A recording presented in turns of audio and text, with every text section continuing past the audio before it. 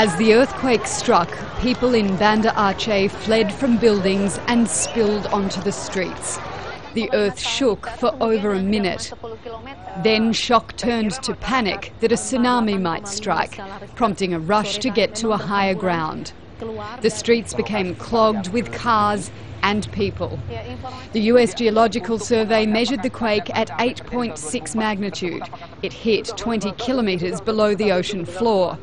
Indonesian President Susilo Bambang Yudhoyono tried to reassure his citizens. Situasinya dalam kendali, under control. The situation is under control. There was a bit of panic, but the people in Aceh have been moved to safety. Our early warning system has worked well. So far, there's no threat of a tsunami, but our teams remain on standby.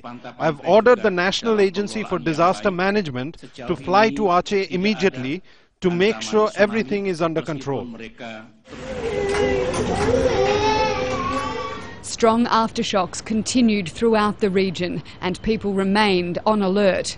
It triggered memories of the devastating 2004 earthquake and tsunami that killed 230,000 people, 3/4 of them in Aceh.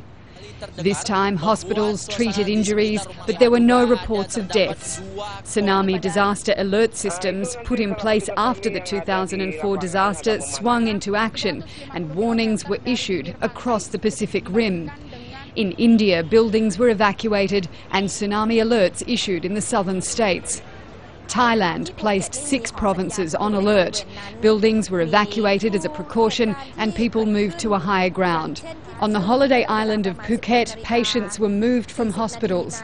Although this was not the disaster feared, it was proof that the warning system worked. Ella Callan, Al Jazeera, Bangkok.